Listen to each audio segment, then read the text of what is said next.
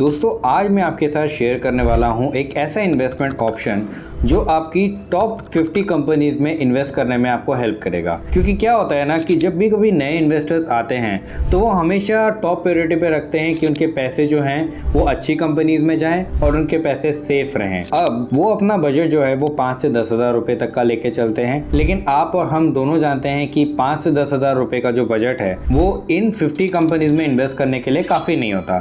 क्योंकि अगर आप देखोगे तो इन 50 कंपनियों के शेयर प्राइसेस अलग अलग रेट पे चलते रहते हैं। किसी का 1000 जा रहा है, किसी का 2000 जा रहा है, किसी का तो 5000 जा रहा है, किसी का तो 15000 के भी ऊपर जा रहा है। तो ऐसे में क्या करें? ऐसे में एक ऑल्टरनेटिव ऑप्शन बचता है जहां पे आप मंथली सिर्फ और सिर्फ 500 रुपए से आप चालू कर सकते हो अपनी SIP। और अगर आपको इसमें हैवी इन्वेस्टमेंट करना है तो आप मिनिमम लमसम में 5000 रुपए से भी शुरुआत कर सकते हो। और ये जो पैसा है ये आपके टॉप उन्हीं 50 कंपनीज में जाएगा जिनमें आपको इन्वेस्ट करना है। तो ऐसे फंड का नाम है निफ्टी इंडेक्स फंड। अब ये फंड काफ़ी सारे अलग अलग ऑप्शंस में आता है, जैसे कि UTI का निफ्टी इंडेक्स फंड आता है, SBI का निफ्टी इंडेक्स फंड आता है। ऐसे डिफरेंट निफ्टी इंडेक्स फंड आते हैं जो 50 कंपनीज में कॉन्सेंट्रेट करके आपको उन्हीं पे फोकस करवाते हैं जो जहाँ पे आपको इन्वेस्ट करना है। और एज अ न्यू बिगनर के तौर पर अगर आप इन कंपनीज में इन्वेस्ट करोगे तो आपको ना ही सिर्फ इन्वेस्टमेंट करने की आदत बनेगी,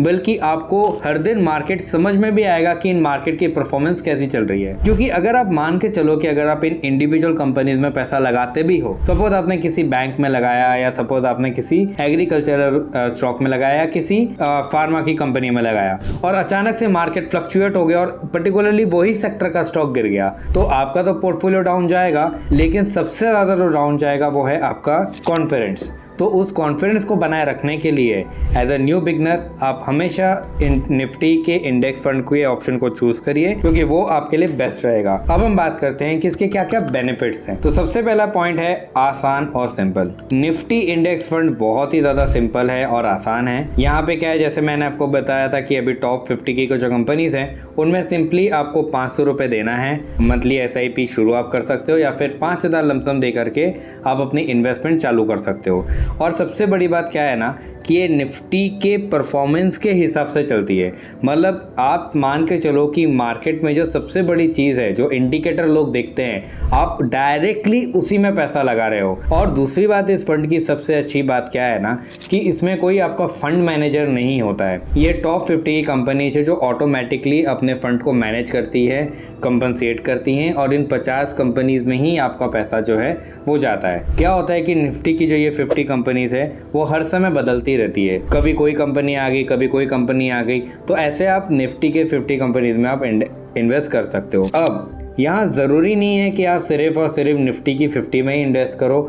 आप यहाँ पे small cap Nifty index fund में भी आप कर सकते हो इन्वेस्ट, आप large cap Nifty index fund में भी कर सकते हो। यानी डिफरेंट ऑप्शंस जो है इंडेक्स आपके लिए है ना, वहाँ पे आप अपनी इन्वेस्टमेंट की शुरुआत करते हो। बस मोस्टली जो सबसे ज़्यादा इन्वेस्टर्स की जो चॉइस है वो है UTI की निफ्टी इंडेक्स फंड, जो मैं आपको थोड़ी देर के बाद बताऊंगा। और यही 50 इंडेक्स फंड में ही मैक्सिमम लोग अपनी इन्वेस्टमेंट को चूज करते हैं इन्वेस्ट करने के लिए, क्योंकि बाकी सारे जो इन्वेस्टमेंट के जो ऑप्शंस है वो लोग देखते नहीं है और या उतना ज़्यादा उसमें जाते नहीं है। अब आते हैं हमारे दूसरे पॉइंट की तरफ। दूसरा है लो कॉस्ट। अब आप 50 कंपनी में जब आप इन्वेस्ट कर रहे हो तो आप सिर्फ 500 या 5000 या जितना भी आपको रिक्वायरमेंट है आप उतने अमाउंट से अपने इन्वेस्टमेंट की शुरुआत कर रहे हो। यहाँ पे याद रखने वाली बात यह है कि कुछ इंडेक्स फंड जो है वो 100 रुपए से भी अपनी SIP की शुरुआत करते हैं। तो आपने क्या किया, जहाँ पे आपको इतना ज़्यादा दिमाग लगाना पड़ रहा था कि मेरे पास इतना ही इन्वेस्टमेंट है, मैं इतना ही इन्वेस्ट कर सकती हूँ, तो यहाँ पे आपके पास क्या ऑप्शन बच गया कि आपने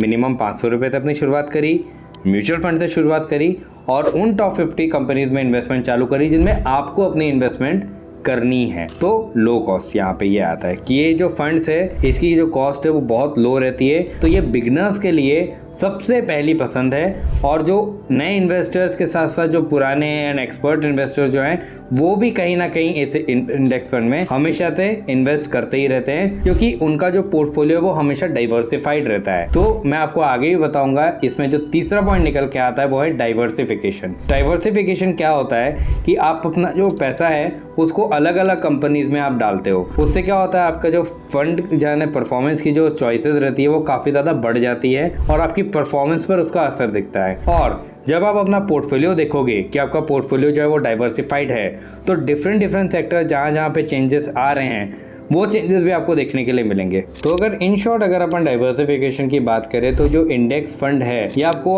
आपके पोर्टफोलियो को डाइवर्ट करने में काफ़ी ज़्यादा हेल्प करता है, क्योंकि ये डिफरेंट सेक्टर्स में आपके फंड को डाइवर्ट करता है और आपको अलाउ करता है कि जब जो सेक्टर अच्छा परफॉर्म कर रहा है उसकी वजह से जिस फंड में आपने पैसा लगाया है वो फंड की भी परफॉर्मेंस अच्छी हो। अब आते हैं अपने लास्ट और फोर्थ पॉइंट में, जिसका नाम है रूल बेस्ड इन्वेस्टमेंट। इसको बड़े ध्यान से समझिएगा। रूल बेस्ड इन्वेस्टमेंट क्या होता है ना कि यहाँ पे आपको कोई फंड मैनेजर नहीं होता। जो फंड मैनेजर होता है उसका मेन काम क्या होता है कि जो भी सेक्टर्स उसमें लगे हुए हैं या जहाँ पे भी उसने आपका फंड जो है वो डाइवर्ट किया है वो अलग अलग टाइम पे आपके फंड को जो है वो डाइवर्ट करता जाए, ताकि आपके पोर्टफोलियो में आपको प्रॉफिट अच्छे से दिख करके आए। लेकिन ये जो इन्वेस्टमेंट रहता है ये थोड़ा अलग टाइप का रहता है, क्योंकि ये ह्यूमन बेस्ड नहीं होता। ये इसमें इन्वेस्टमेंट आपका फिक्स रहता है। मतलब ये जो 50 कंपनियां हैं, इन्हीं 50 कंपनी में आपका पैसा जो है वो डाइवर्ट होगा, यहाँ से अलग किसी में नहीं होगा। और इसमें रेशियो भी जो रहता है वो फिक्स रहता है।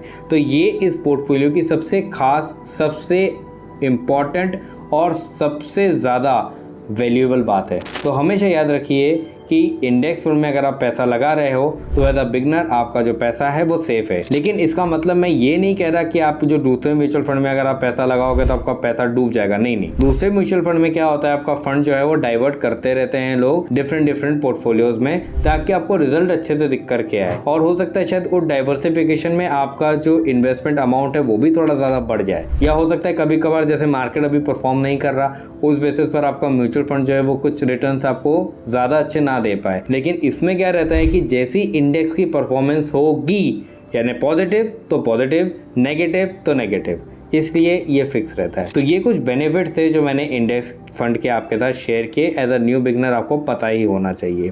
तो अब हम नेक्स्ट पार्ट में देखेंगे कि इसको इन्वेस्ट कैसे करते हैं, यानी इसमें इन्वेस्ट कैसे किया जाता है। और मैं आपको स्क्रीन भी दिखाऊंगा कि आपको इंडेक्स फंड कैसे आते हैं। जैसे आपने पिछली बार फंड देखा होगा म्यूचुअल फंड में जैसे हम लोग इन्वेस्ट कर रहे थे, तो वैसे ही मैं आपके साथ एक स्क्रीन शेयर करूंगा जहाँ पे मैं आपको कुछ बेस्ट इंडेक्स फंड्स दिखाऊंगा और कुछ अच्छे इंडेक्स फंड का कंपैरिजन भी बताऊंगा, ताकि आपको ये पता रहे कि कौन सा फंड चूज करना आपके लिए बेस्ट है। बट ये सिर्फ एजुकेशनल बेस्ड होगा। आप सिर्फ एज अ एजुकेशनल बेसिस पर ही देखिएगा इसको। अगर आपको इन्वेस्ट करना है किसी अच्छे फंड में तो आप अपने फंड मैनेजर से या अपने बड़े बुजुर्ग से सलाह मशवरा लेकर के ही हमेशा कंसल्ट करिएगा। तो मिलते हैं इसके दूसरे पार्ट में। Till then take care and good night friends.